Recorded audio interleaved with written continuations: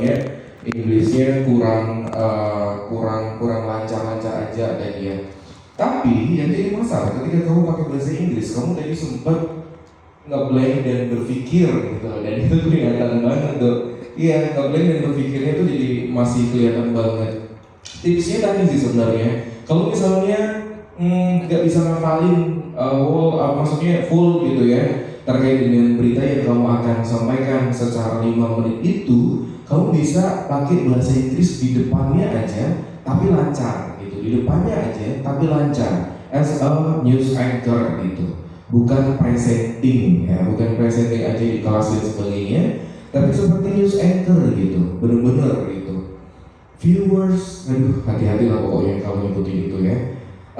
Terus ada kata mungkin, ya. Kalau news anchor bukan jangan sampai, tapi hati-hati dengan kata mungkin ya. Karena itu orang yang akan mendengar itu akan jadi blunder mungkin loh gitu. Kamu tuh kasih informasi sing tenanan dulu, pura lagi, misalnya kayak gitu kan. Karena ada kata mungkin, karena ada kata mungkin. Better mungkin diganti kalimatnya dengan hal-hal yang masih berbau 50-50 juga, masih dalam penelitian saudara terkait dengan hal ini sedang dilakukan riset dan sebagainya, mungkin kayak gitu aja. Jadi bukan mungkin gitu langsung, mungkin ini akan jadi gitu, mungkin akan, nah itu agak sedikit jadi kita tidak sepenuhnya bisa menikmati informasi apa yang kamu sampaikan, malah akan menjadi pertanyaan ke kita yang mendengarkan itu.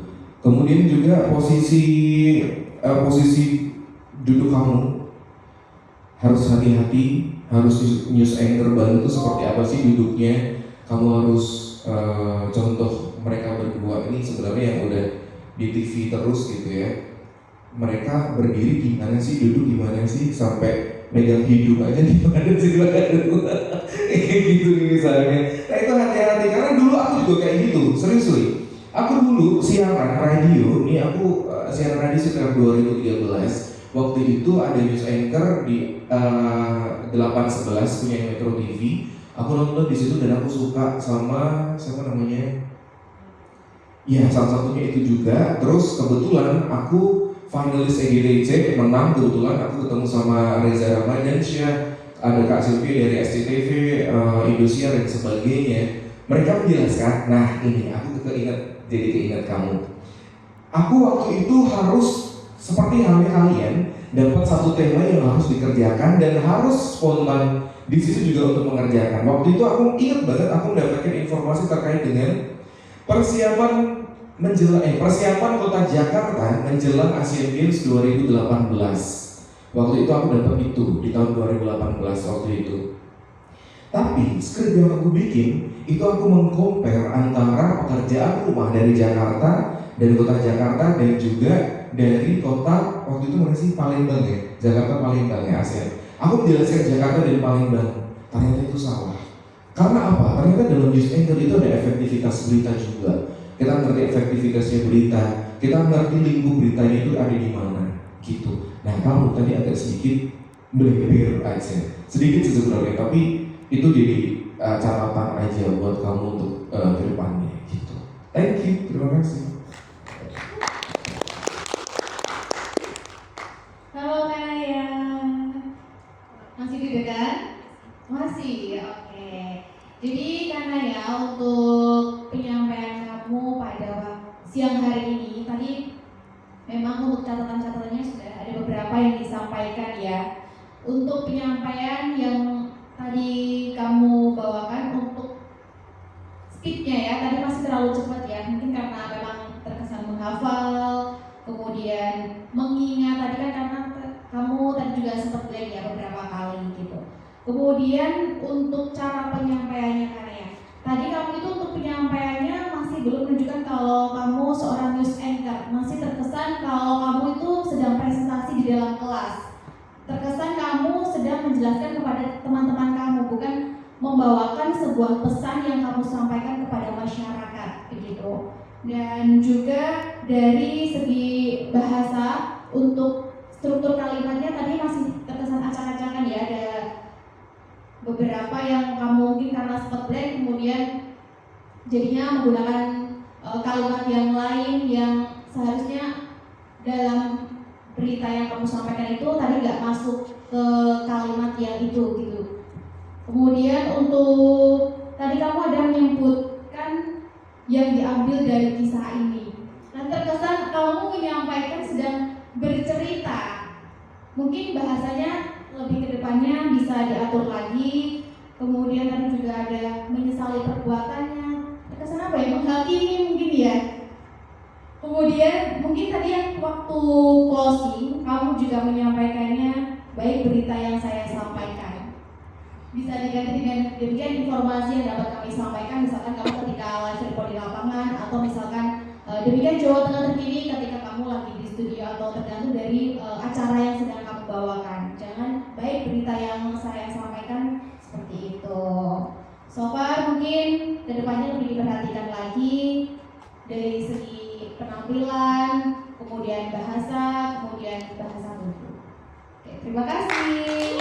Tepuk tangan yang meriah untuk teman kita, penampilan sangat keren sekali.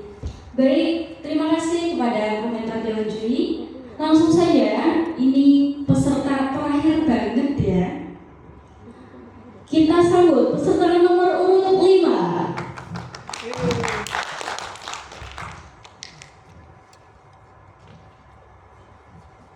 Baik, kita persilakan Pada kepada penyakit ini pun kita akan mati katanya seperti itu. kami persilakan kepada peserta nomor urut 5 untuk menyampaikan. Jadi tidak usah takut, semakin kita lebih cepat tahu, lebih cepat ditangani dan akan lebih cepat sembuhnya.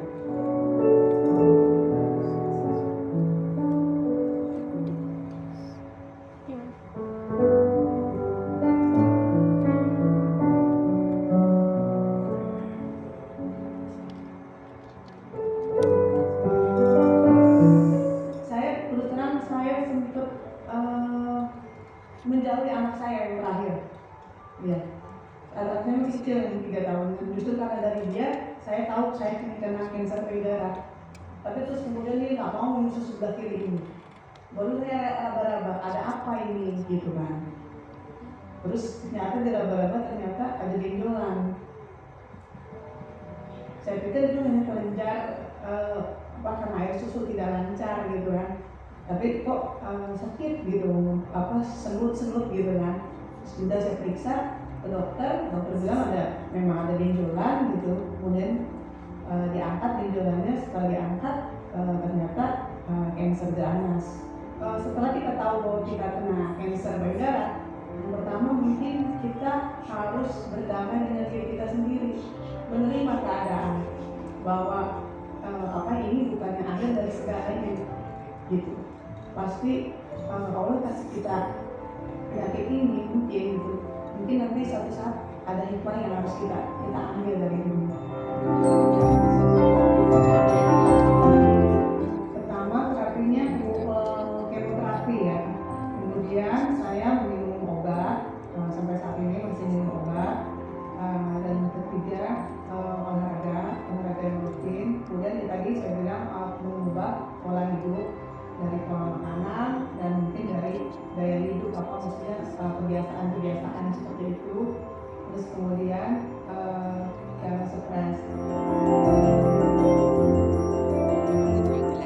Mungkin kita ke dokter, semakin kita tahu kanker payudara, semakin kita juga cepat untuk ditemukan obat yang tepat untuk kita, dan kemudian kita juga semakin cepat sembuhnya.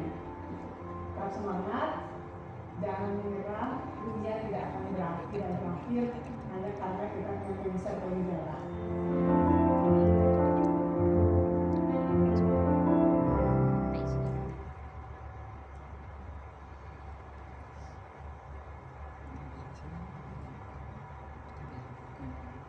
Good morning viewers and welcome back to Majority TV News with me Ichana Jiva Dwi Farisa, and I will be helping you to stick to 5 minutes forward. Today we will discuss some important information related to non-communicable disease in Indonesia. Non-communicable disease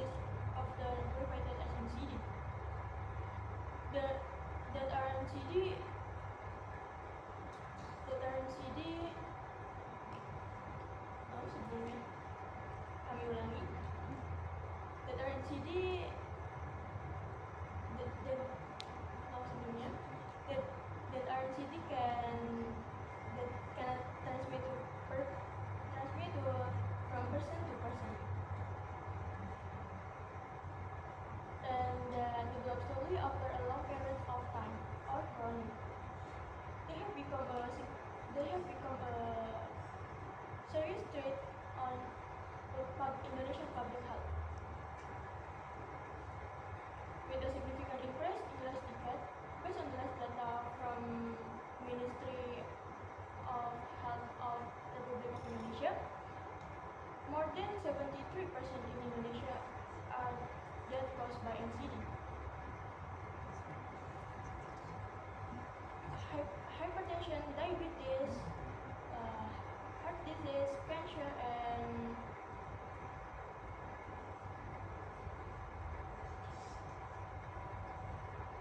sebelumnya kami ulangi. Diabetes, hypertension, heart disease, cancer, and stroke are 5 most common NCD in Indonesia. Let me talk about cancer.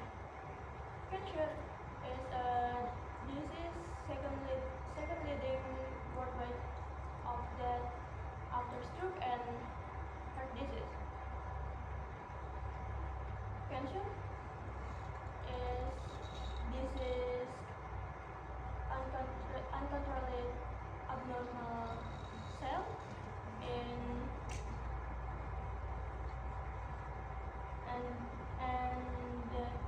can spread to other part of our body.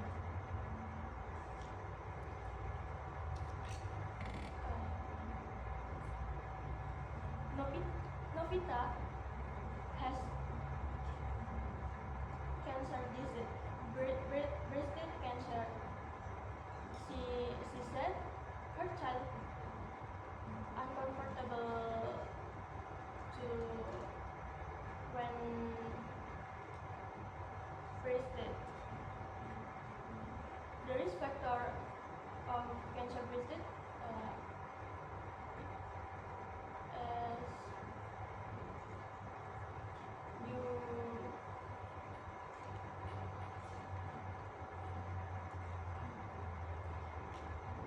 sebelumnya. The risk factor are mutation genetic in normal cell, include family history cancer, smoking, radiation exposure, and other. And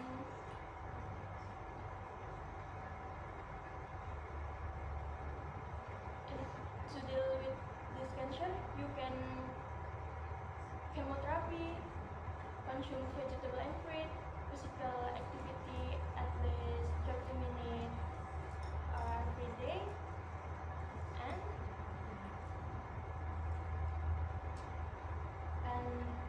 to respond the situation, the government has launched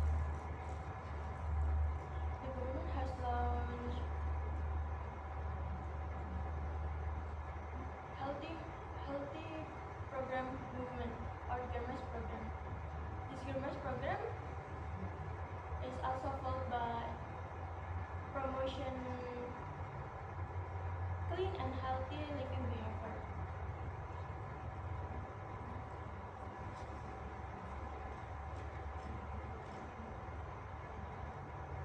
Drinking water, public health installation, and livable settlement, all three for basic infrastructure to the foundation of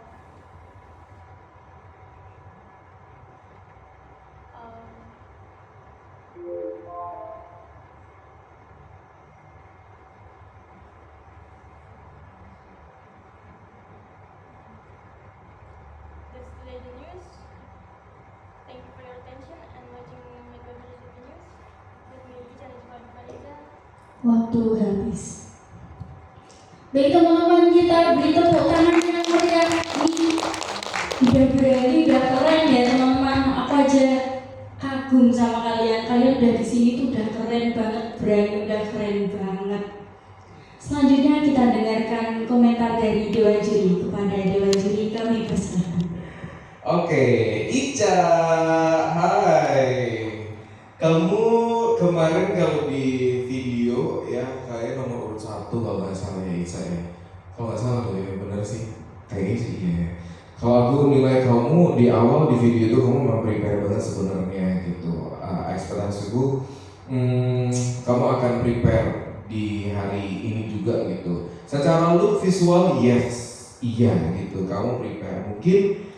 Pressure-nya agak sedikit lebih tinggi ya kalau langsung apalagi ketemu Mbak Karisma gitu kan dilihatin loh dari sini jadi makin deg-degan gitu misalnya. It's okay, gak ada masalah. Ini adalah pengalaman yang sangat luar biasa buat kamu dan juga seluruh teman-teman seluruh peserta yang ada di sini. Aku mau kasih tips tadi sih Eca, sebenarnya 3 basicnya adalah kalau misalnya mau ngomong nih 3 basicnya tadi, wirama, wiraga, wirasa. Wirama adalah irama, wiraga adalah body language, karena kamu ada di mana, ya kan? Wirama, wirasa. Sampaikan informasi itu dengan baik, sampaikan informasi itu dengan rasa. Kalau misalnya terkait dengan berita duka, baiklah kita berikan informasi itu dengan duka.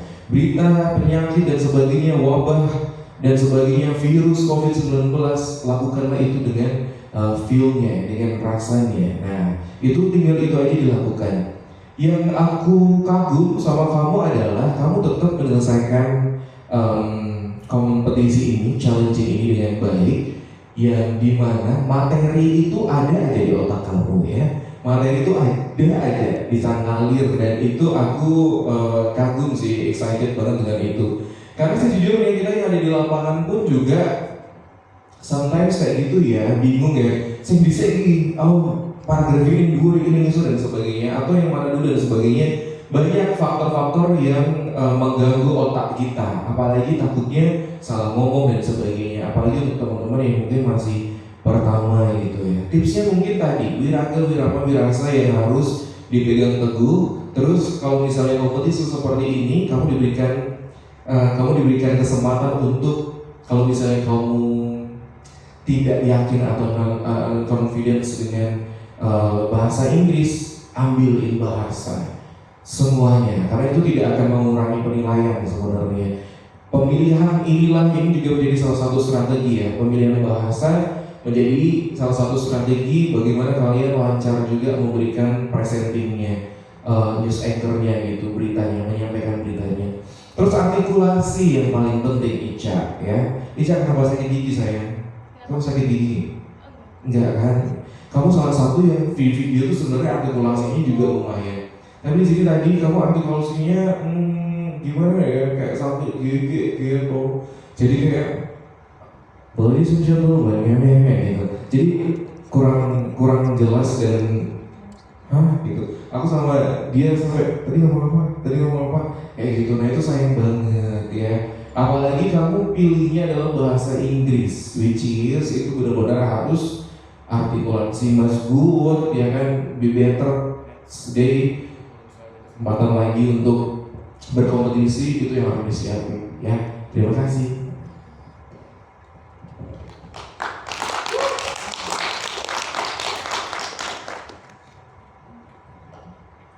Halo Ica, kenapa Kak Ica hari ini? Sakit? Kurang fit? Oh, oke. Ada kamu kemarin waktu penampilan video itu kamu salah satu yang paling oke loh, dari segi kostum, kemudian cara penyampaian kamu lancar banget. Hari ini kurang Ica, kenapa? Tadi untuk penampilan kamu ya, untuk mungkin aku ada beberapa catatan untuk pandangan kamu tadi ke bawah ya, nggak fokus ke depan, ataupun mungkin kalau misalkan di studio ada kamera kamu nggak fokus ke situ. Padahal kamu terlalu kosong, kayak yang kamu sampaikan itu kayaknya nggak ada di otak kamu gitu. Kemudian untuk artikulasinya tadi benar yang disampaikan Mas, jadi kamu kurang jelas suaranya tadi. Terkesan kamu itu takut takut untuk menyampaikan. Karena kan kalau misalkan kamu di awal udah waktu penyampaiannya suara kamu udah keras, kemudian lama-lama turun volumenya, itu artinya kamu nggak pede. Kelihatan sekali itu dari suara kamu tadi terkesan takut, kemudian kamu tuh kesannya bukan menyampaikan berita, tapi seperti diinterogasi. Pandangan kamu terlalu ke bawah, mikir, ekspresi kamu aja kurang banget. Kayak kamu takut, kamu kayak lagi ditanya-tanya sama dosen penguji gitu. Kemudian untuk tadi kamu juga ada beberapa menyampaikan mohon maaf sebelumnya yang disampaikan Mas Didi benar. Kalau misalkan memang kamu kurang proper ke bahasa Inggris, lebih baik menggunakan bahasa Indonesia. Yang penting kamu menguasai materi yang kamu sampaikan. Jadi kamu susun mulai dari pokok permasalahannya apa, kemudian kalau misalkan selanjutnya nanti ada solusi-solusinya, kamu sampaikan. Yang penting kamu yang mau kamu sampaikan itu udah kamu susun di kepala kamu. Aku pertama nanti menyampaikan poin ini, kemudian selanjutnya poin ini seperti itu. Jadi kalau misalkan memang kurang untuk di bahasa Inggris, lebih baik menggunakan bahasa Indonesia saja yang aman. Karena kan kalau misalkan untuk ketika kamu nanti mungkin ada kesempatan masuk ke dunia broadcasting, ketika kamu jadi presenter, tergantung bahasa yang kamu gunakan di situ tuh menggunakan bahasa Indonesia atau bahasa Inggris. Nggak mesti yang campuran seperti itu. Karena kan nanti ada program yang khusus menggunakan bahasa Inggris, ada yang khusus menggunakan bahasa Indonesia. Jadi lebih baik kamu kuasai salah satu saja. Seperti itu untuk catatan. Terima kasih.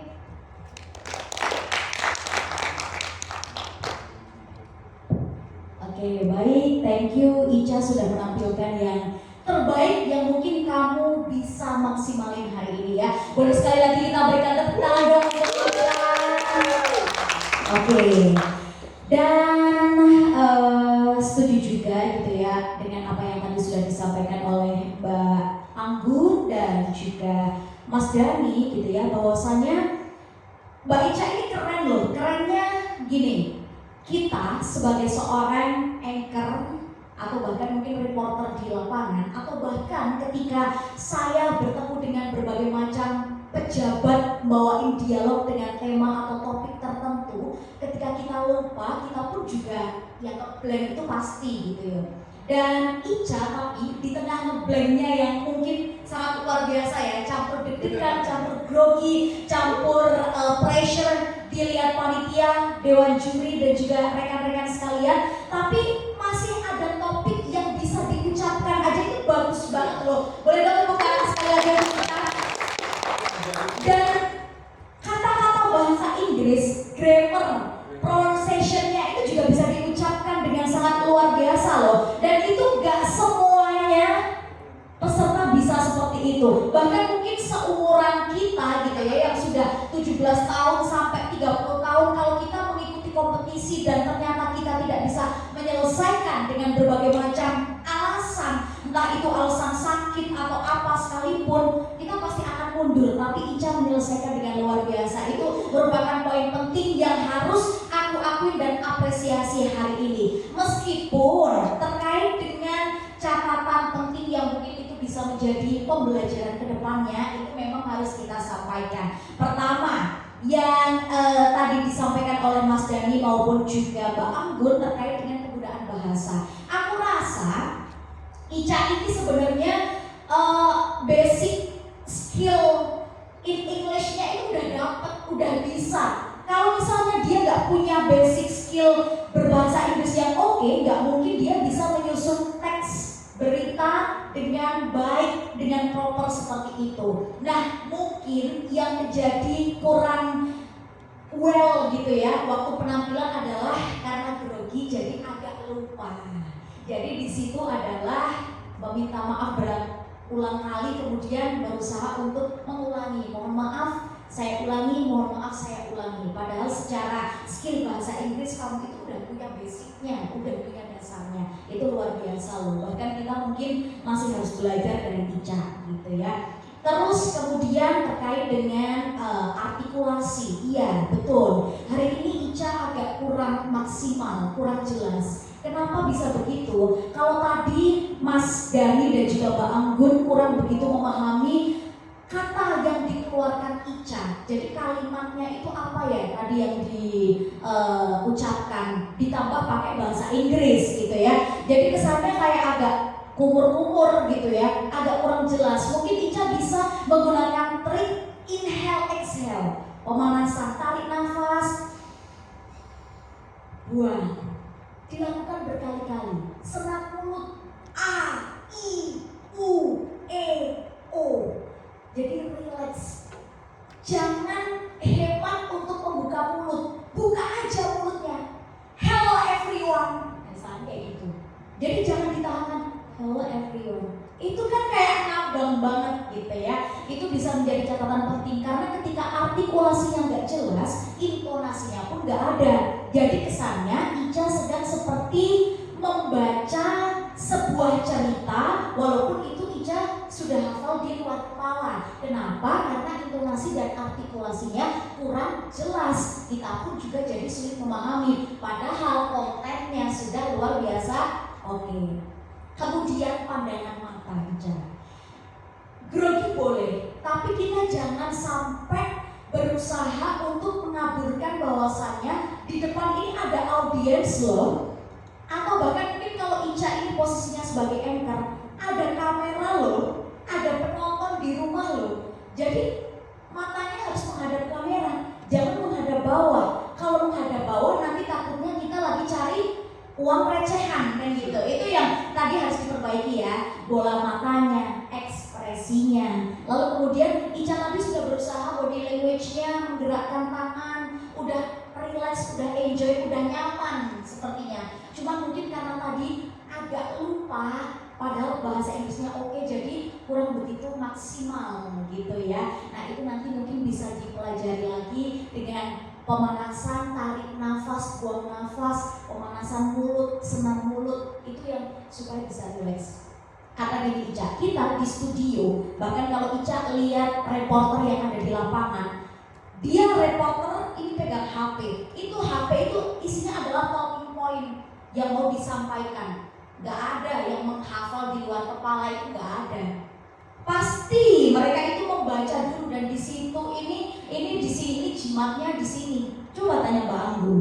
Pasti HP itu dipegang karena jimatnya itu di sini. Dan kamu lihat reporter ketika liputan di lapangan itu nggak luput dari kesalahan. Belibet itu pasti. Bahkan mereka sampai bingung mau ngomong apa, jadinya ngelantur muter ke sana ke sini. Banyak reporter di lapangan yang seperti itu. Bahkan sekelas reporter TV nasional, TV One, Kompas TV, Metro TV, ketika disuruh liputan di Senayan, mereka lupa, mereka nggak menguasai apa yang mau disampaikan, akhirnya jadi topiknya kesana kesini dan lain sebagainya. Kita pun juga jadi yang udah paham dasar-dasarnya anchor, jadi udah ya ini pasti blank dia, jadi pasti liputannya nggak maksimal. Jadi ketika Ica kok hari ini kurang maksimal, nggak masalah. Anchor sama reporter di lapangan pun juga kayak gitu.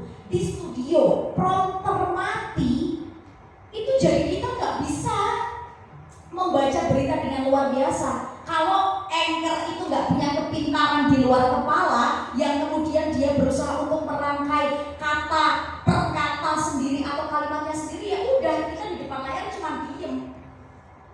Karena di depan layar itu kita membaca teleprompter yang terus bergerak. Maka dari itu, kalau misalnya besok menjadi news anchor yang profesional, itu bahkan mungkin akan lebih mudah daripada kompetisi kalian hari ini berlima. Karena kalian menyusun materi dalam waktu hanya hitungan menit, kemudian menyampaikan dalam waktu hitungan menit juga 5 menit, terus kemudian preparation-nya pun juga terbatas. Itu jauh lebih berat daripada kalian besok menjadi seorang anchor atau reporter yang profesional. Kenapa? Karena kalau di studio itu semuanya sudah ready, udah disiapin sama produser, udah dioperasiin sama master control, sudah dipastikan oleh teknisinya bahwasanya kita cuma datang tinggal siaran aja.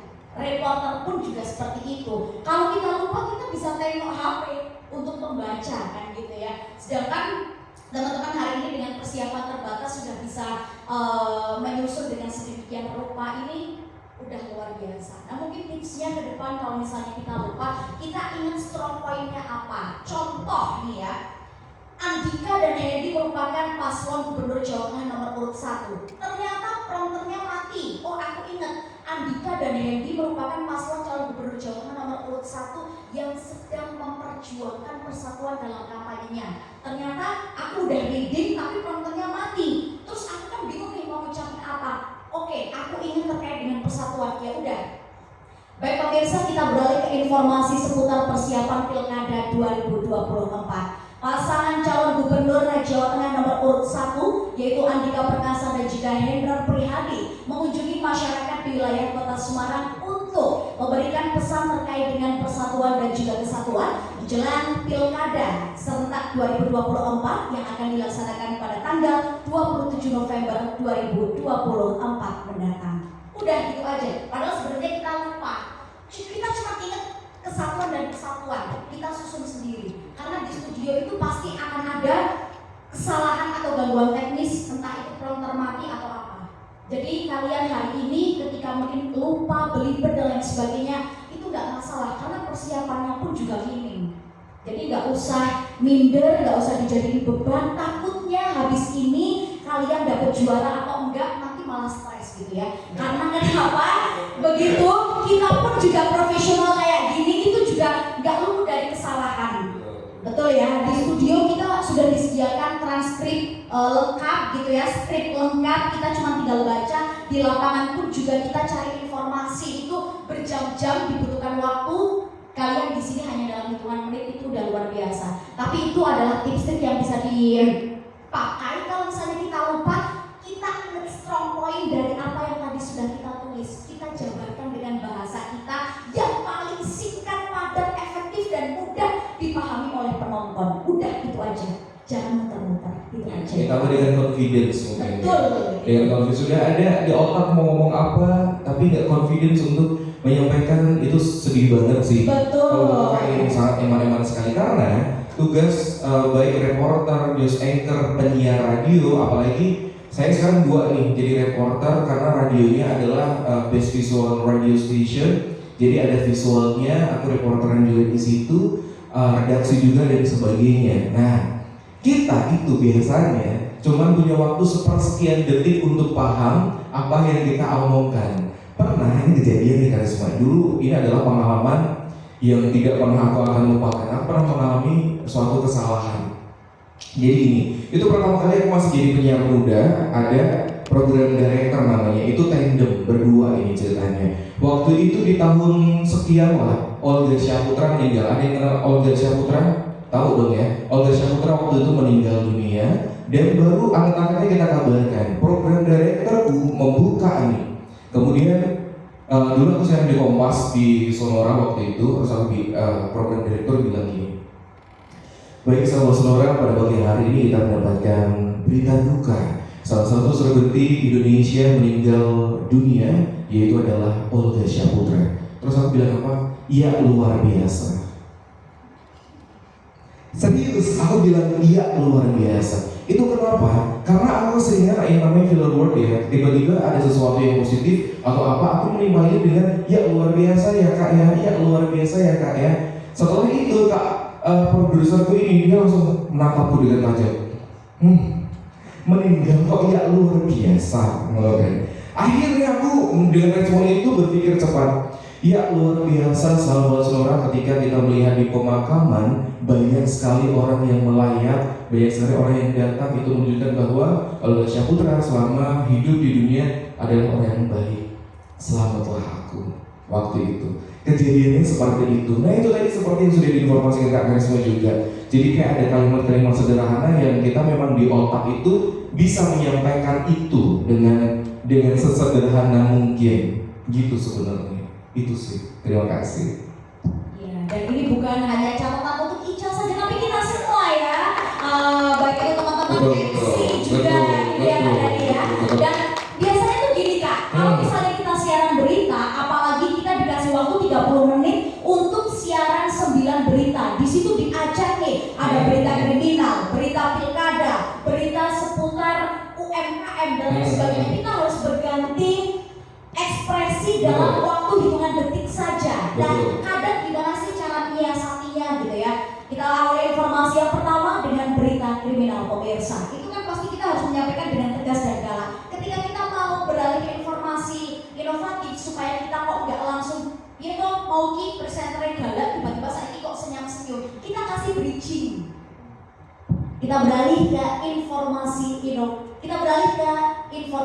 inovatif lainnya pemirsa. Jadi ada bridgingnya biar kita itu nggak langsung dari yang galak terus tiba-tiba senyum, tapi switchnya ini diperhalus dengan menggunakan bridging gitu ya. Terus misalnya kita mau ke berita pilkada gitu yang tadinya kita udah dari berita banjir yang ada di Grobogan, tiba-tiba kita mau mengabarkan informasi terkait pilkada yang ada di Jawa Tengah. Nah, kita juga kasih bridging tuh. Kita bergeser ke pilkada di Kabupaten Demak pemirsa. Nah, jadi bridging seperti itu yang bisa mendukung kita berekspresi lebih maksimal. Jadi switch ekspresinya itu dari berita kriminal ke berita inspiratif, ke berita inovatif, ke berita seputar pilkada yang penuh gegap gempita itu disertai bridging supaya lebih maksimal gitu ya. Jadi teman-teman ini bisa menjadi tips trik ke depannya bahwasanya ketika nanti kita menjadi profesional anchor atau presenter atau bahkan reporter gitu ya di lapangan, kalau misalnya kita dikasih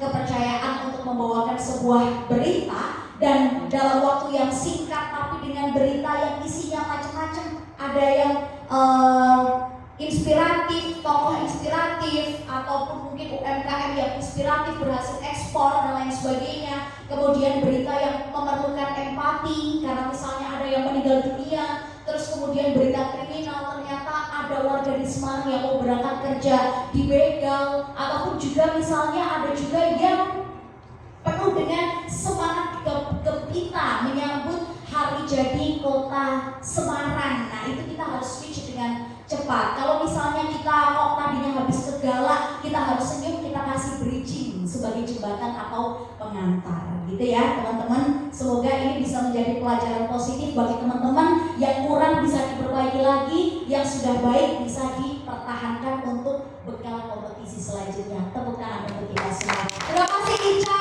luar biasa. Kita ajuin jempol, kasih jempolnya dulu dong. Ada nih Kanggun. Nah, oke, thank you. Wah, keren banget, hebat ini ya Kak Ica. Baik, terima kasih atas apresiasi dari Dewan Juri untuk kita semua dan tips-tips tadi banyak sekali ya teman-teman. Di sini ternyata kita banyak banget dapat pembelajaran mulai tadi dari 3W, dari Dewan Juri, dari pernafasan, A, I, U, E, O.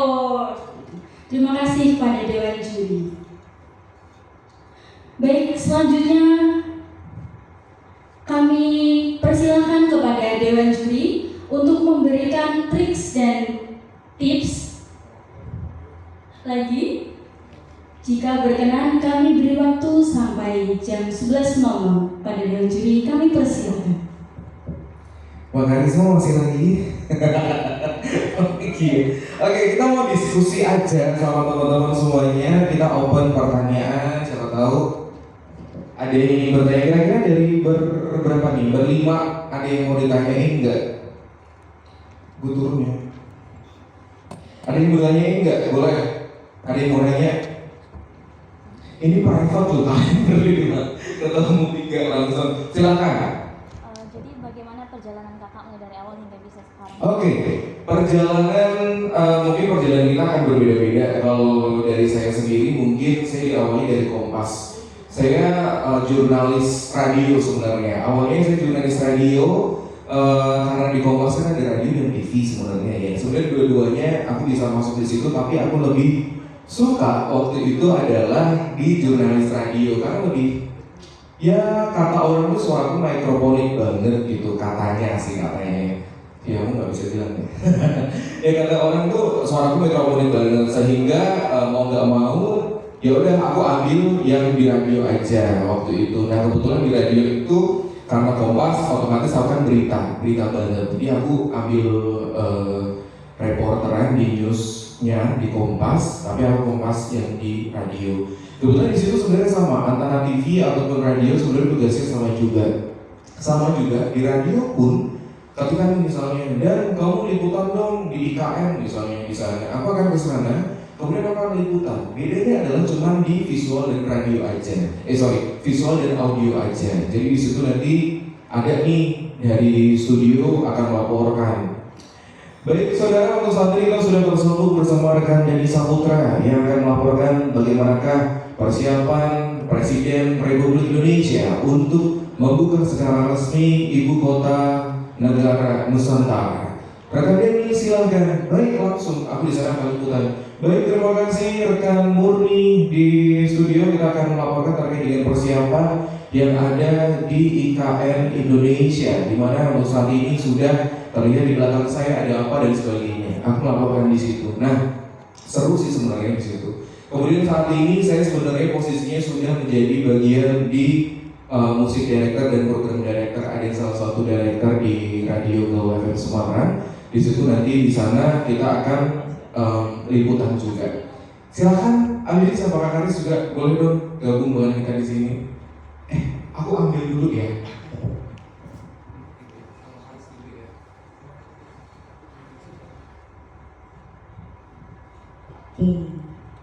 Gimana nih teman-teman? Tadi yang tanya ke Kak Dani siapa? Oh iya, oke. Di sini mungkin di antara berlima sudah pernah ada yang dipercaya untuk menjadi MC? Oh belum? Sudah. Oh sudah, di acara-acara kampus event-eventnya Poltekkes ya? Oke. Tadi mungkin ada yang mau ditanyakan lagi? Pertanyaannya apa? Terkait dengan apa? Hingga seperti Oke, perjalanan hingga seperti sekarang. Jadi gini teman-teman, perjalananku itu dari mungkin kecil gitu ya. Kalau bisa dibilang aku adalah 2 bersaudara. Kakakku saat ini pimpinan cabang di BRI, tapi di Kalimantan di Martapura, yang memang secara akademiknya oke. Walaupun memang nakal gitu ya cowok lah kayaknya biasa gitu ya, tapi memang secara akademiknya oke. Dan skill dia gitu ya di bidang marketing dan lain sebagainya itu oke, menjadikan dia berkarir di salah satu BUMN yang lumayan top di Indonesia ini dan tidak berkarir di bidang entertainment gitu ya. Sedangkan aku anak kedua gitu ya, dari kecil akademiknya ini paling pas-pasan. Orang tuaku cari celah yang lain. Ini anak secara kepintaran pas-pasan. Apa sih kelebihannya? Ternyata ketika diikutkan di berbagai macam kompetisi seperti pidato, dakwah, lomba baca puisi, lomba geguritan, tahu geguritan ya? Lomba nyanyi, itu kok dapat juaranya. Berarti ini anak kompetisinya itu nggak cocok di bidang akademis karena memang akademisnya kurang. Cocoknya adalah di bidang yang berbau berbicara. Karena memang sekarang gini, yang namanya skill komunikasi atau public speaking, meskipun itu memang penting, tapi kita sudah punya bekal. Karena sejak lahir kita kan udah dikasih kemampuan untuk berbicara, gitu kan ya. Kecuali kalau kita misalnya disuruh menjadi seorang penyanyi, kalau kita nggak ada bakat, ya udah kita mau belajar, kita mau les, nggak akan pernah bisa menjadi penyanyi seperti Krisdayanti. Berbeda dengan kemampuan berbicara atau kemampuan public speaking. Kalian merasa bahwasanya aku ini dari lahir gak punya kemampuan public speaking yang oke. Tapi ingat teman-teman udah punya start lebih dulu dikasih kemampuan berbicara. Tinggal dipelajari lagi. Karena public speaking itu adalah kemampuan yang bisa diasah dan dilatih seiring perjalanannya waktu. Apalagi kalau kita udah punya jam terbang yang tinggi, itu pasti akan semakin meningkat. Berbeda dengan tadi bernyanyi. Kalau bernyanyi, kalau kita udah latihan tapi emang basicnya jelek, ya udah kita nggak akan bisa jadi penyanyi. Tapi kalau public speaking, walaupun dari lahir kita nggak bisa berekspresi dengan baik, kalau kita latihan lama-lama pasti akan bisa. Itu yang membedakan. Makanya kenapa aku bilang teman-teman di sini pasti akan bisa menjadi seorang public speakers yang handal karena kita udah punya satu kemampuan yang sudah dimiliki sejak lahir, yaitu berbicara. Tinggal gimana kita mengasahnya. Karena kita nggak perlu latihan yang kayak nyanyi, nggak perlu vokal, nada, irama dan lain sebagainya.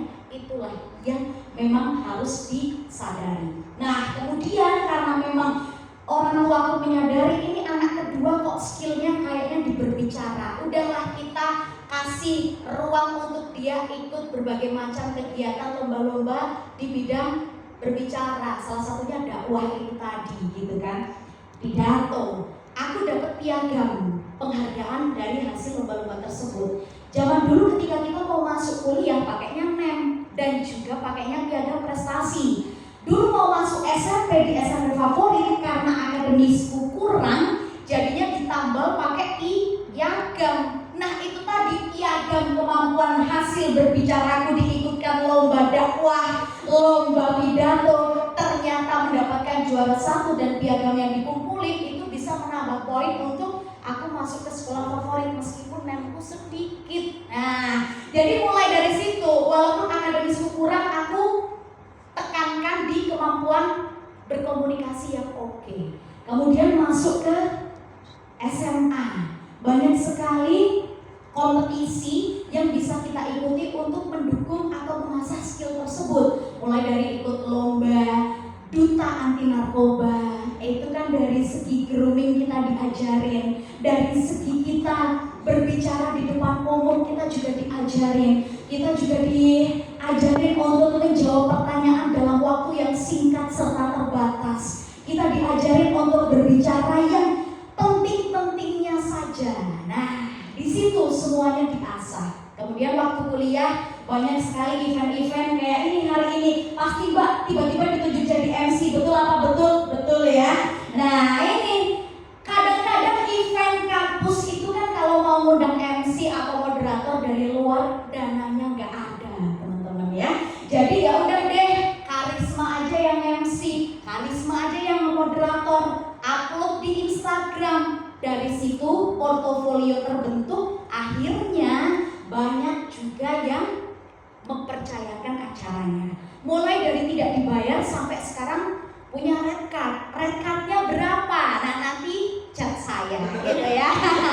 Oke, nah dari situ kok perjalanannya sampai sekarang. Lalu kemudian gimana sih kok bisa di TV? Sebenarnya awalnya adalah untuk mengisi waktu luang karena dulu cuma tinggal magang dan skripsi. Terus kemudian ikut tes gitu ya di Semarang TV, mulai dari mengumpulkan video lewat email ala-ala reporter, padahal waktu itu juga masih banyak kurangnya gitu kan ya. Terus kemudian diwawancara dulu sama marketing dan juga sama produser, kita dites untuk membawakan acara formal, kemudian juga dites untuk membawakan acara informal. Iso ora sih iki, nek ora iso ya ora lolos. Tapi waktu itu karena aku bisa, akhirnya aku dikasih kesempatan untuk lolos gitu kan ya.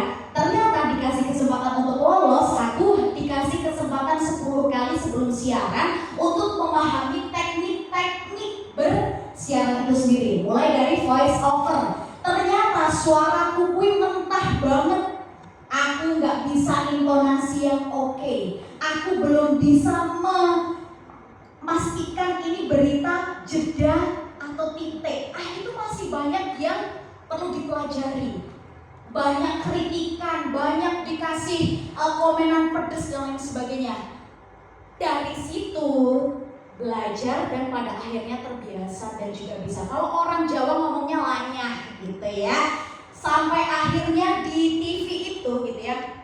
Kalau kita mikir, aduh kerja di media itu kayaknya duitnya nggak ada, ya betul, memang betul gitu ya. Tapi justru media itu yang menjadi bekal kita punya trust gitu loh. Oke, wah ini presenter nih. Kalau misalnya di luar butuh moderator karena udah terbiasa nge-host di TV, udah biasa bawain dialog, udah biasa ketemu dengan pejabat-pejabat, oke lah diundang jadi moderator di luar dengan red card kamu sendiri.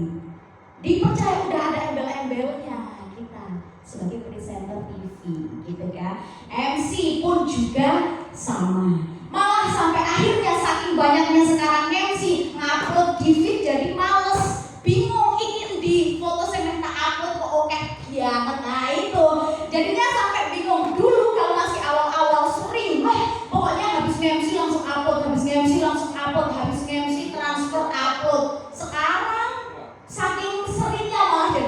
lupa. Tapi itu jangan ditiru teman-teman, itu bisa menambah value dan juga daya jual teman-teman kalau misalnya teman-teman udah punya basic, udah dapat kesempatan dan juga sudah dapat jam terbang, kurang lebih seperti itu.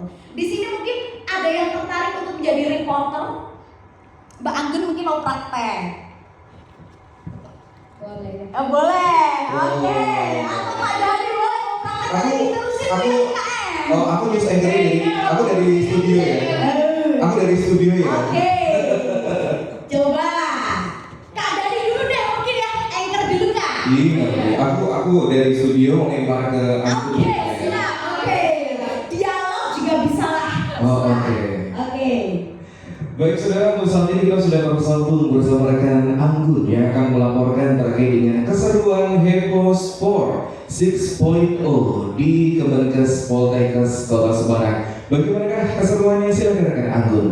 Ya, terima kasih saudara Dani, dan seperti yang Anda lihat saudara, situasi yang terjadi saat ini di belakang saya, Heboh Sport 6.0 yang saat ini di Poltekkes Kemenkes Semarang sedang berlangsung. Acaranya begitu sangat meriah, dihadiri oleh ribuan para peserta dan juga penonton untuk ikut memeriahkan acara pada pagi hari ini. Dan untuk acara pada pagi hari ini masih akan terus berlangsung hingga pada siang hari nanti. Dan juga untuk saat ini kita sedang menunggu acara pencurian news anchor, tepatnya di Poltekkes Kemenkes Semarang. Demikian saudara, Dani kembali ke studio. Anggun, dijadwalkan Bapak Presiden Prabowo Subianto akan menghadiri rangkaian acara Heboh Sport 6.0. Bagaimanakah terkait dengan keamanan yang ada di lingkungan Heboh Sport 6.0? Apakah sudah siap untuk kehadiran Bapak Presiden? Anggun. Ya, Dani, untuk saat ini acara Heboh Sport 6.0 yang ada di Poltekkes Kemenkes Semarang yang akan dihadiri oleh Presiden ke-8 Prabowo Subianto dan juga wakilnya Gibran Raka Buming Raka. Saat ini situasi terkini di lokasi, kami masih menunggu kedatangan beliau, dan untuk dari keamanan sendiri saat ini sudah dihadiri oleh dari TNI, Polri, dan juga dari masyarakat sekitar juga ikut hadir untuk memeriahkan acara pada pagi hari ini. Untuk penjadwalan kedatangan Presiden ke-8 Prabowo Subianto dan juga wakilnya Gibran Raka Buming Raka nanti akan hadir sekitar pukul 11 siang, dan untuk saat ini kami masih terus memantau dan juga menunggu informasi terupdate-nya. Dan Baik, Anggun melaporkan langsung dari Kemenkes Poltekkes Kota Semarang, dan selamat bertugas kembali. jadi deg-degan nih. Oke, nggak apa-apa. Jadi mungkin teman-teman bisa ada gambaran ya bahwasanya ketika kita di lapangan pun akan mendapatkan pertanyaan yang mungkin nggak terduga gitu ya dari peserta di studio. Jadi kita mungkin kalau misalnya kayak agak ada jeda-jedanya dikit ya nggak masalah, karena kita di lapangan ini adalah menyesuaikan antara informasi yang kita dapat di lapangan dengan pertanyaan yang ada di studio. Jadi kita biar sama-sama nyambung gitu ya. Mungkin sekarang giliran aku kali ya Kak ya. Kita live report Live tentang report. ya. Aku Oke. news anchor-nya ya. Coba dong Kak tanyain Apa? persiapan pilkada 2017 ini kan Oke. angkat ya Kak Dani ya. Oke. Pilkada 2024, 17 atau 20 November. Ternyata masih fokus. Fokus dong ya. Oke. Baik saudara, untuk saat ini kita sudah tersambung bersama rekan Karisma yang akan melaporkan bagaimanakah kesiapan terkait dengan pilkada serentak yang akan berlangsung di tanggal 27 November 2024 nanti. Rekan Karisma, silakan. Oke, terima kasih Dani dan juga pemirsa sekalian. Pagi hari ini saya sudah berada di TPS 56, tepatnya di Kelurahan Lawean, Kecamatan Banjarsari, Kota Surakarta, Jawa Tengah, di mana TPS 56 ini rencananya akan digunakan oleh Presiden Republik Indonesia yang ke-7, yakni Insinyur Haji Joko Widodo dan juga sang istri Iriana Joko Widodo untuk melakukan proses pencoblosan di sini. Dani dan juga pemirsa, Presiden Republik Indonesia ke-7 yakni Joko Widodo dijadwalkan akan hadir pukul 11 waktu Indonesia Barat bersama dengan sang istri. Namun tidak ada persiapan pengawalan yang disiapkan oleh tim dan juga personil dari Jokowi itu sendiri. Dan pemirsa bisa Anda lihat di belakang saya saudara bahwa siang hari ini tidak ada pengamanan khusus di lingkungan TPS 56. Namun di dalam TPS 56 sendiri sudah disiapkan dekorasi yang ditujukan untuk para pemilih di DPT TPS 56 ini supaya bisa menggunakan suaranya dengan baik. Di TPS 56 ini terdapat 350 DPT yang sudah terdaftar dan rencananya menurut prediksi akan ada 90% masyarakat yang sudah terdaftar di DPT ini untuk menggunakan hak pilihnya. TPS ini sudah dibuka sejak pukul 7 waktu Indonesia Barat dan akan ditutup secara serentak kurang lebih pukul 13 waktu Indonesia Barat. Ketua TPS 56 menyatakan bahwasanya masyarakat dihimbau untuk datang kurang lebih 1 jam sebelum TPS ditutup untuk mengantisipasi antrian dan juga untuk memaksimalkan proses pencoblosan berlangsung. Kembali ke studio Dani. Baik, terima kasih Karisma. Karisma, jika dilihat dari data yang kami peroleh dari TPS Bapak Presiden yang nanti akan berkunjung, dari data yang kami peroleh adalah ada sebanyak 15 warga yang tergolong warga disabilitas. Bagaimana persiapan terkait dengan panitia di TPS tersebut terkait dengan pencoblosan khusus untuk warga disabilitas yang ada di TPS tersebut? Karisma. Baik, Dani dan juga saudara, di TPS 56 ini juga sudah disiapkan kursi ataupun juga meja khusus dan bilik khusus yang disiapkan pula untuk melayani masyarakat disabilitas. Di sini tidak dibedakan, untuk masyarakat disabilitas juga ada petugas yang akan membantu mulai dari kedatangan, kemudian melakukan pencocokan data sekaligus memeriksa KTP dan juga membantu ketika dia mencoblos di bilik suara. Begitu, Dani. Baik, terima kasih rekan Karisma Melati melaporkan langsung dari tempat kejadian perkara dan selamat bertugas kembali. Jeng jeng jeng jeng jeng. Sebenarnya Karisma dan juga dirimu sebenarnya antara reporter di lapangan atau menerima informasi dari di studio, kamu dari kalian sendiri sebenarnya challenging-nya lebih senang di mana? Kalau aku kan di studio. Oke. Oh, aku. Aku sebenarnya lebih di studio juga karena kan kita sudah diberikan data-data, sudah ada informasi yang akan kita sampaikan ya. Kalau misalkan kita di lapangan untuk tantangannya kita harus update terus data-datanya dan juga kita harus memantau situasi di sekitar seperti itu. Wow, tepuk tangan dong untuk mereka. Waduh, ada lagi mungkin teman-teman yang mau sharing, mau tanya apa gitu, silakan. Oke. Buat orang yang awam di public speaking dan belum pernah terjun di jurnalistik, apa langkah-langkah kayak latihan yang bagus buat kepercayaan diri? Oke, meningkatkan kepercayaan diri. Meningkatkan keperkasaan diri. Kepercayaan diri. Oke. Oke, Siapa dulu? Oh, aku. Oke, senior dulu deh. Aduh ampun. Oh, Enggak. Kita nggak ada senioritas maupun junioritas ya Kak ya. Kita semuanya Benar. sama. Oke, silakan Dani. kita cuma terpaut 1 tahun. Oke, gini, ini adalah satu hal yang paling penting banget teman-teman terkait dengan kepercayaan diri. Ini adalah pertanyaan yang sering banget ya ditanyain untuk pemula. Sejujurnya kalau ditanya awalnya dulu langsung percaya diri atau enggak. Karena secara fisik nih misalnya, aku bukan tergolong cowok yang tinggi, ya kan? Bukan tergolong cowok tinggi yang gagah dan sebagainya, enggak. Aku dulu sempat minder dan sebagainya. Tapi aku harus mengenal siapa diriku sebenarnya. Nah, poin pertama adalah mengenal dirimu sendiri dulu. Kalau misalnya kamu udah kenal, otomatis kamu akan mengerti kelebihan dan juga kekuranganmu itu seperti apa. Itu yang pertama. Ketika sudah mengenal, ternyata aku mempunyai kelebihan yang dimana aku ngomong tok aja tuh orang udah senang gitu. Aku ngomong tok aja tuh dari suara itu orang udah senang dan sebagainya. Orang lain itu sudah memiliki pandangan yang positif dengan diriku karena mungkin positive vibe dan sebagainya. Banyak orang bilang seperti itu. Yang kedua adalah tipsnya sering ngobrol di depan kaca sebenarnya. Ini simpel sih sebenarnya, tapi memang ngefek ke aku sebenarnya. Ngefek banget. Aku dulu nggak bisa loh. Baik, terima kasih dan Karisma dan selamat siang saudara. Dapat kami laporkan terkait dengan kebakaran yang menimpa gedung Polda Jawa Tengah dan sebagainya. Susah banget Pak ngomongnya. Sedih banget waktu itu. Tapi Tapi beberapa kali aku coba dan tipsnya adalah tadi 30 detik terakhir, 30 detik pertama aja kamu harus base. Menerima informasi dari studio ke lapangan, misalnya menerima lemparan dari studio itu harus base. Kalau nggak base, kamu mau kemana tuh nanti akan bingung. Itu contohnya.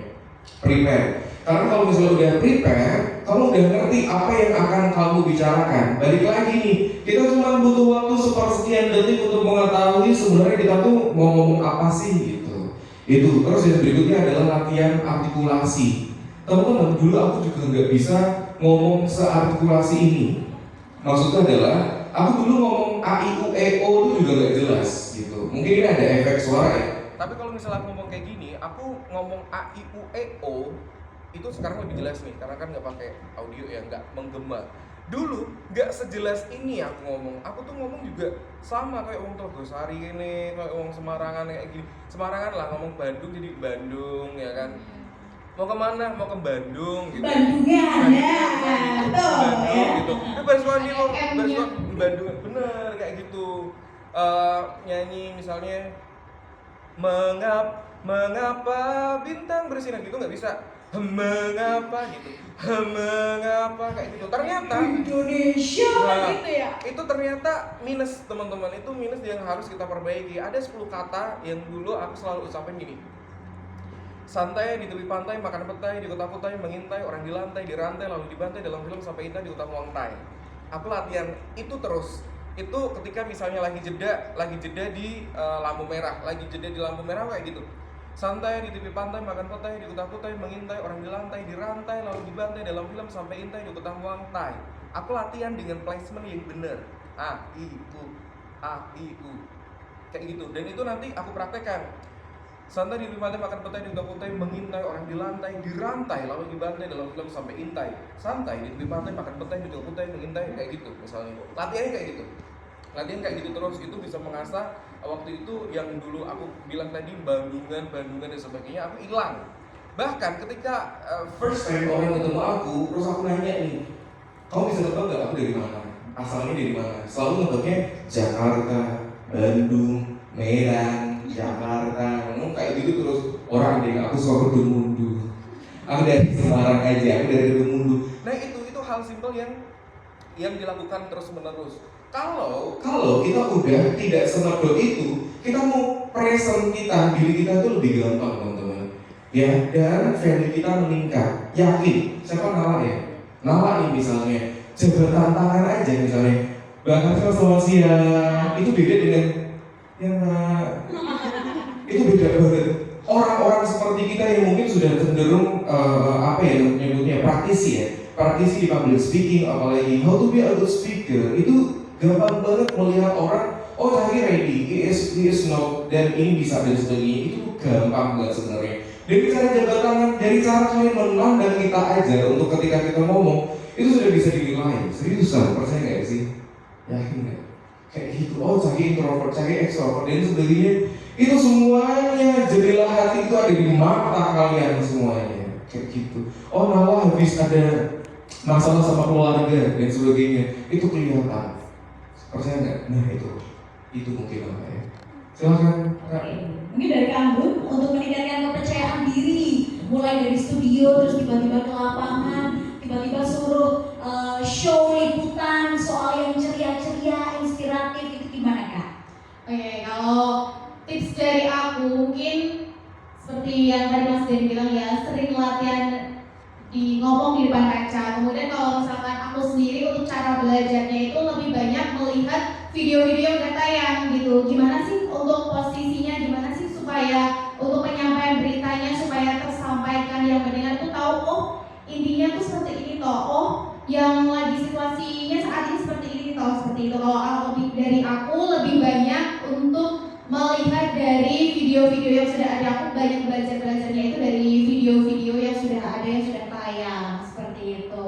Oke, jadi itu merupakan salah satu kunci untuk meningkatkan percaya diri adalah belajar dari video-video terkait dengan informasi yang lagi hype gitu ya. Jadi kalau misalnya ketemu orang baru, kita nggak ketinggalan topik, betul ya.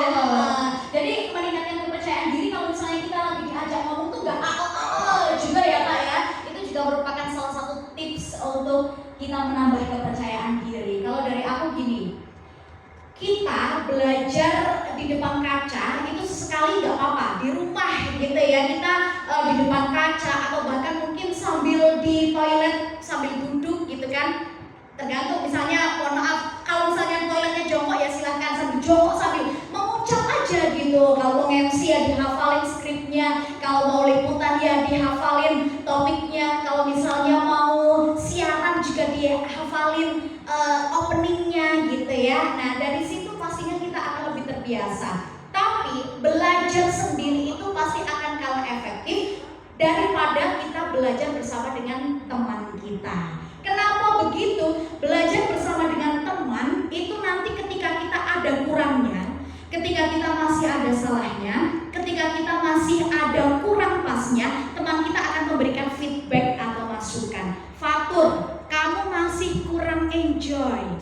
Fatur, kamu masih kurang tegap, kamu masih kelihatan loyo, padahal secara fisik kamu udah oke, misalnya kayak gitu. Teman kamu akan memberikan feedback ataupun juga masukan. Itu yang akan menambah rasa kepercayaan diri kamu. Makanya berlatih bersama dengan teman kamu itu akan jauh lebih efektif daripada kamu berlatih sendirian. Meskipun tidak memungkiri bahwa berlatih sendirian pun juga harus dilakukan. Kalau tidak, gimana kita akan terbiasa, begitu ya. Betul. Kemudian mungkin apalagi kalau misalnya mau sekarang bisa private sama kita bertiga. Bukan private terus. Kemudian ya, terus kemudian yang kedua pastinya gini, dari segi penampilan itu juga penting banget loh Kak. Kalau misalnya kita itu dari pakaian yang kita pakai aja nggak bikin kenyamanan dalam diri kita, itu pasti kita ketemu orang nggak akan pede. Kenapa? Ya karena kita lebih banyak fokus ke pakaian kita daripada kita fokus ke orang lain. Contoh, kerudungku meletot-meletot misalnya kayak gitu kan, itu kan pasti akan mengurangi rasa percaya diri kita karena kita lagi gak nyaman sama kerudung yang kita kenakan. Busana dari atas sampai bawah, nyaman gak? Kalau kita nyaman, pasti kita ketemu orang akan lebih percaya diri. Maka dari itu sesuaikan dengan acaranya, apakah casual atau formal atau semi formal. Dengan begitu teman-teman, dari cara berpakaian teman-teman itu akan menambah rasa percaya diri teman-teman. Sekarang gini, introvert itu malah justru menjadi nilai plus ketika teman-teman akan belajar berbicara atau mulai berbicara. Kalau ekstrovert, aku adalah orang ekstrovert, itu modalnya apa? Percaya diri doang. Alah, asal ngomong aja, yang penting sesuai dengan tema. Tapi kalau introvert itu malah justru punya keunggulan yang lebih. Kenapa aku bisa bilang begitu? Kalau orang-orang yang sering bilang, oke, kalau introvert itu caranya harus gini, caranya harus gitu. Jangan gitu dulu teman-teman. Orang introvert itu malah justru cenderung bisa menganalisis situasi, bisa memahami karakter orang lebih mendalam, dan bisa melihat sekeliling kita dengan lebih maksimal. Bisa menganalisis segala peristiwa yang terjadi di sekeliling kita. Itu justru nilai plus. Karena kalau menganalisisnya itu udah sangat oke dan luar biasa, justru kita tinggal belajar untuk menyusun kosakata atau kata-katanya. Kita udah banyak inspirasi di kepala dari hasil menganalisis dan juga mengamati. Tinggal bagaimana kita bisa percaya diri untuk mengeluarkan kata-kata yang ada di pikiran kita. Betul apa betul? Aku yakin bahwasanya Ica ini pendiam, tapi mengamati. Mbak Karisma ki wong iki ngene, Mbak Anggun iku ngono, Mas Dani iku ngene, pasti mengamati. Tinggal caranya untuk menyampaikan itu yang perlu dilatih. Itu apakah kekurangan? Tidak, itu kelebihan teman-teman. Jadi nggak ada rumus bahwasanya orang introvert itu tidak bisa berbicara dan tidak akan punya kesempatan untuk menjadi seorang speaker yang berbicara di depan 1000 audiens. Nggak ada. Justru introvert itu punya kemampuan analisis yang mendalam daripada seorang ekstrovert. Tinggal bagaimana mengasah untuk menyampaikan di depan umum dengan pilihan kosakata dan juga penyusunan kalimat yang oke. Betul banget. Aku mau kasih tips teman-teman. Sekarang aku minta kalian bernafas. Tarik nafas ya. Dudukin benar, coba. Ya, dudukin benar. Sekarang aku mau lihat kalian bernafas. 1, 2, 3 bernafas. Tarik, hembus hembuskan. 1, 2, 3 tarik, hembuskan. Oke. 4 dari 5 masih melakukan kesalahan. Aku nggak tahu yang satu ini karena nggak kelihatan ya. Teman-teman, ketika tadi Mbak Harisma ngomong, kalian kepikiran nggak? Mbak Harisma kok bisa merocos dulu banget ya? Iya nggak sih? Iya nggak sih? Kayak sih nggak ada titik komanya tapi bisa enak gitu ngomongnya. Tiba-tiba langsung oh enggak? Itu didukung dengan pernafasan yang benar teman-teman. Sementara ini teman-teman nafasnya masih salah.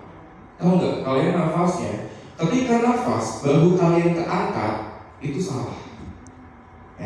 Ya kan? Kebanyakan sih tarik nafas. Karena nafasnya nanti akan ke dada. Ketika di dada itu osos teman-teman. Bapak ibu ini kamera mati yang masih Pak. Ya kan? Sambil dipanggil makan kuda. Nggak bisa. Tapi kalau misalnya kalian nafas, buat masukin ke perutnya ini gendut, ke diafragma itu gendut. Ya memang perut itu gendut, gak usah dilihatin. Maksudnya perut kalian menggendut gitu ya. Perut kalian menggendut gini, nafas. Nah, ya. Nah itu yang benar teman-teman. Ketika sudah nafas, anginnya ada di sini, dikunci. Jangan sampai perut ini gede-gede. Jangan sampai perut ini kendor. Kalau bisa dikunci, gitu. Dan santai di pantai, makan kota di kota, mengintai orang di lantai, lalu di lantai dalam film sampai kita di utama lantai. Santai nggak ketahuan. Nggak gitu nggak. Apalagi ketika nanti kalian dialog yang panjang ketika mau naik prompter ya. Dialog yang panjang kadang titik komanya nggak ada, titik komanya kadang lupa dan sebagainya. Teman-teman harus ngerti itu ya. Itu tipsnya teman-teman. Jangan sampai nafas lagi ini. Karena rasanya aja ketika nafas udara ada di sini, ya kan? Udara di sini. Kalau udah di sini dialog panjang selesai. Enggak, apalagi kita bahasa Inggris. Ya kalau ini ke Inggris itu, ini ke Inggris kayak aku, ya kan? Aku anak HI kebetulan. Aku lulusan HI, hubungan internasional. Jadi kalau misalnya ingin teman-teman bahasa Inggris dan kayak tadi siapa namanya Ica tadi, makanya aku amazed aja, aku suka dengan kayak gitu. Ketika dapat dialog bahasa Inggris panjang gitu, kadang kan titik komanya kalau bahasa Inggris berbeda gitu ya dengan bahasa Indonesia. Nah itu diatur aja nafasnya. Nih, aku nafas dari tadi aja nggak kelihatan untuk nafasnya gimana. Karena aku gini kok. Nih, kalau ada suaranya, nafasnya itu kesini bukan. Sebenarnya itu bapak ibu, entah. Gitu aja sih tentunya. Terima kasih. Sudah cukup ya. Iya. Private tuh kalian 5 orang langsung bertiga. Tapi juga sih Kak, maksudnya tugas presenter itu bukan hanya pandai bicara doang, tapi kita juga harus riset. Tanya Anggun, ini Anggun kalau misalnya mau liputan belajar dulu berapa hari? Kalau mau keluar, belajarnya berhari-hari kan ya? Enggak juga.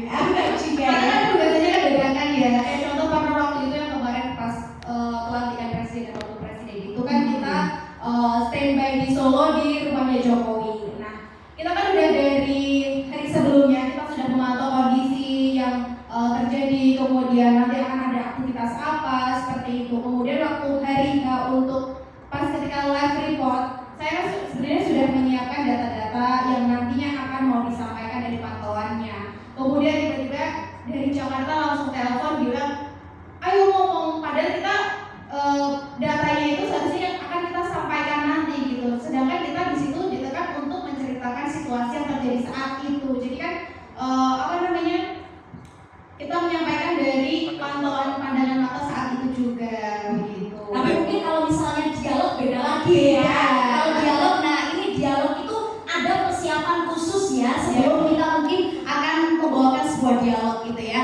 Karena aku udah beberapa kali ya, bukan beberapa kali lagi tapi berkali-kali bertemu dengan narasumber dari berbagai macam instansi di jajaran pemerintah Kota Semarang gitu ya. Karena di Semarang TV itu ada program dialog interaktif bersama dengan DPRD Kota Semarang yang bermitra bersama dengan dinas atau instansi di lingkungan OPD pemerintah Kota Semarang. Kita udah dapat talking point-nya nih ya. Kita mau tanya apa.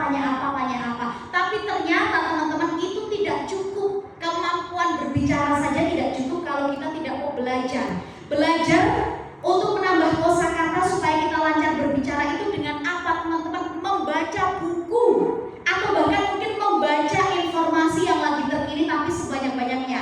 Jangan cuma dari media mainstream terus langsung kita percaya aja, jangan. Tapi riset, karena kita gunanya menjadi seorang terpelajar ini kan adalah membaca dari jurnal ilmiah begitu kan ya. Nah salah satunya itu presenter harus pintar, itu iya harus. Karena gini teman-teman, kita udah disiapin talking point, tapi ternyata dari narasumber itu jawabannya sering melebar atau melenceng dari topik yang kita tanyakan. Kalau misalnya kita cuma terpacu pada talking point, pada akhirnya percakapan itu tidak akan menarik, dialog itu tidak akan menarik. Caranya gimana teman-teman? Caranya kita harus riset, banyak-banyak cari referensi supaya apa? Ketika ada orang ngomong, kita itu bisa nyambung, kita bisa kasih improvisasi sesuai dengan jawaban atau topik yang disampaikan oleh narasumber. Cara nyambungnya gimana? Dengerin narasumber ngomong, karena mau menjadi seorang speakers yang handal. Kenapa sih les public speaking dibuka, tapi kita nggak pernah diajarin untuk mendengarkan? Kebalik teman-teman, untuk menjadi seorang speakers yang handal, kita harus mau mendengarkan dulu orang lain berbicara,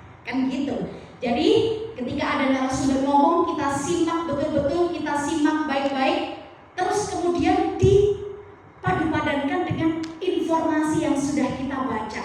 Jadi pertanyaannya mengalir, dialognya berkembang. Teman-teman pasti ingat kan, kalau lihat TV, kita lihat presenternya, dialognya bisa menarik banget, oke banget, mengupasnya oke.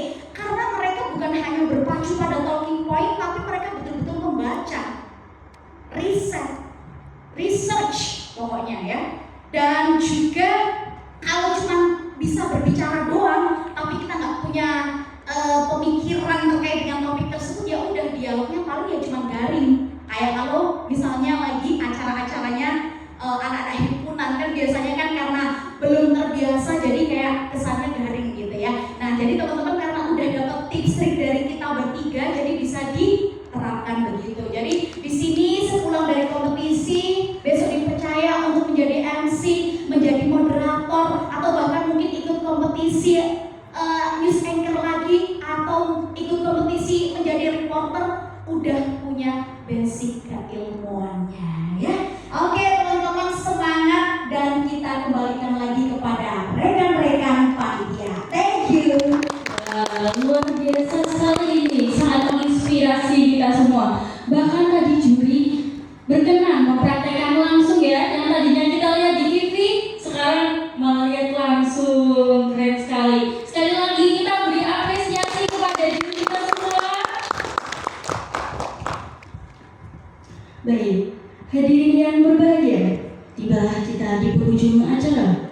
Terima kasih kepada para peserta yang telah memberikan penampilan terbaiknya dalam lomba News Anchor. Sebelum mengakhiri acara pada siang hari ini, mari kita beri tepuk tangan yang meriah untuk seluruh peserta dan juri pada hari ini. Sekian acara lomba News Anchor pada hari ini. Semoga acara ini dapat memberikan pengalaman berharga bagi semua peserta dan menjadi inspirasi bagi kita semua. Sebelumnya, kami informasikan kembali bahwa kejuaraan News Anchor akan kami informasikan di malam puncak nanti malam. Wassalamualaikum warahmatullahi wabarakatuh. Selamat siang dan sampai jumpa. Oke, mungkin gini teman-teman, kalau misalnya nanti juaranya 1 sampai berapa mas? Oke, 1 sampai 3. Tapi teman-teman kalau misalnya ada yang belum mendapatkan juara, jangan berkecil hati, jangan berpikir bahwasanya oh kayaknya aku nggak ada bakat di News Anchor dan ke depan aku kayaknya nggak mau melanjutkan lagi nih di bidang ini. Jangan seperti itu ya teman-teman ya. Semua yang sudah ada di sini adalah yang terbaik. Karena juara itu hanya diberikan karena memang harus ada aja gitu ya juaranya ya. Memang harus ada aja gitu awardingnya. Jadi memang ditentukan juara 1, 2, dan 3 siapa. Tapi jangan berkecil hati, teman-teman semuanya di sini udah menampilkan yang terbaik semaksimal yang teman-teman bisa. Jadi pokoknya jangan berkecil hati ya teman-teman. juara jangan merasa tinggi, dan siapapun yang belum juara jangan merasa rendah diri, begitu ya. Yang juara tetap rendah hati, yang belum juara jangan pernah putus asa. Pokoknya terus mencoba, barangkali ini menjadi langkah awal untuk membuka jalan rezeki yang lain, begitu. Ayo kita foto yuk. Mau foto sama aku nggak? Ya, kepada seluruh peserta dan dewan juri dan seluruh panitia sekarang untuk menempatkan diri di tengah untuk sesi foto bersama. Sudah tak masukin ke feed Instagram gue. Apa sih? Kalian semester berapa? Saya sudah semester 5. Untuk dewan juri di tengah, yang pesertanya agak menengahi gitu ya. Jadi posisinya ya teman-teman. Tuh lagi lucu-lucunya ya. Oh ya? Kamu juga satu? Oh, kamu juga satu? 17. Kita tuh.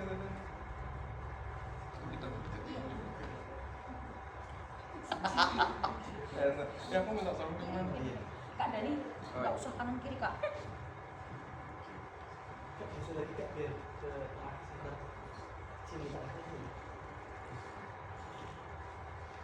Pamit ya. Yang ini dulu aja nanti kan. Udah pas nih. Kamu jangan gendut ya.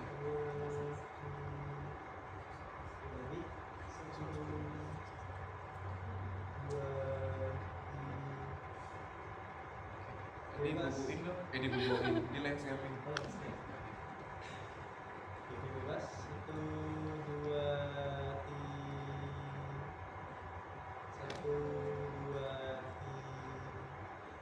Bapak-bapak baratnya. Iya, bapak-bapak. Ya. Ini semuanya dari Poltekkes Semarang. Oh, Semarang semuanya. Oh, dari Medan. Poltekkes Medan. Oh, berarti asli Medan. Kalau atur Semarang juga. Oh, iya. Cuman mungkin jurusannya beda-beda ya. Ada yang kebidanan bahasa kalau ada yang kebidanan. Mas Satu sama. Ya. Kalau potret Dua-duanya. ini agak maju nih, Jan. Nah, ini.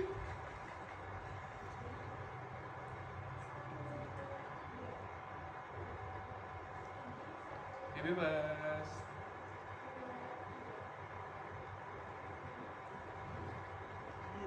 Apa lagi?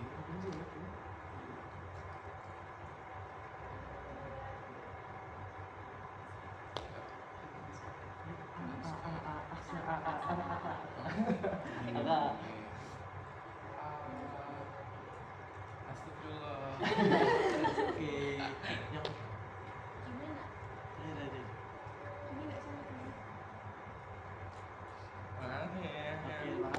Thank you, terima kasih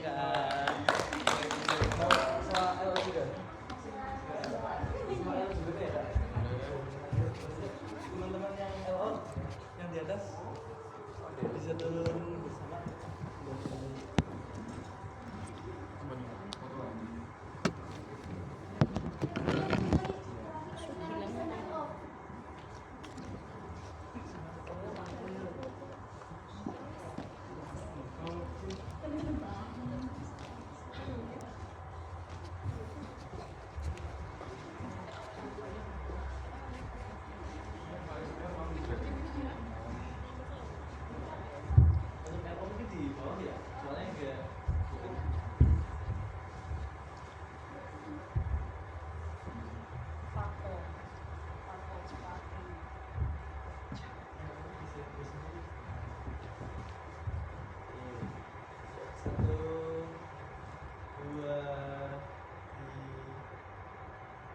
Bebas, 1, 2, 3.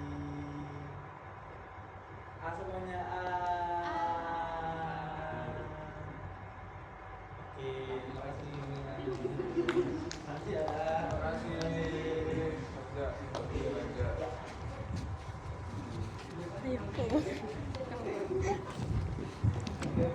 Lucu deh.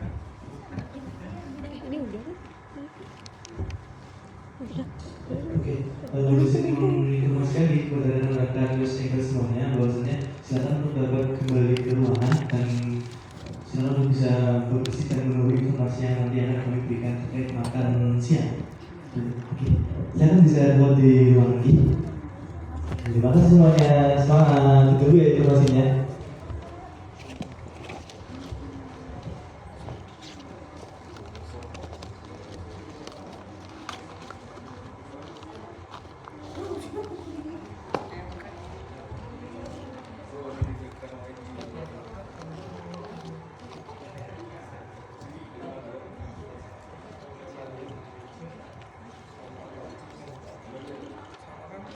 Kita bertiga juga sama ini.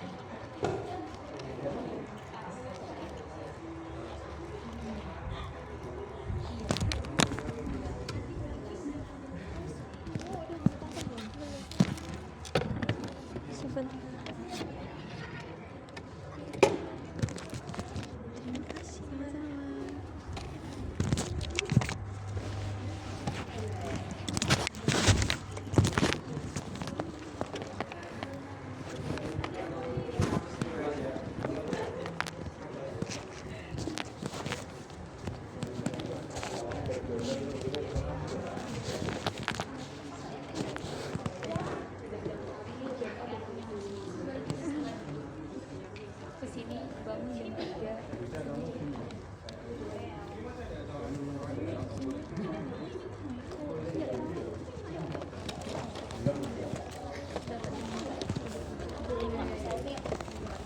Sini nggak sih biar bagus di sini aja.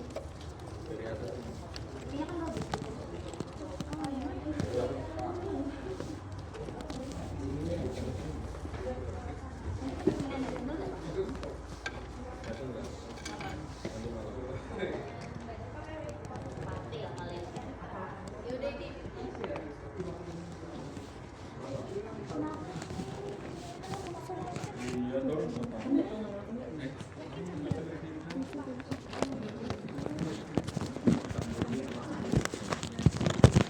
Iya,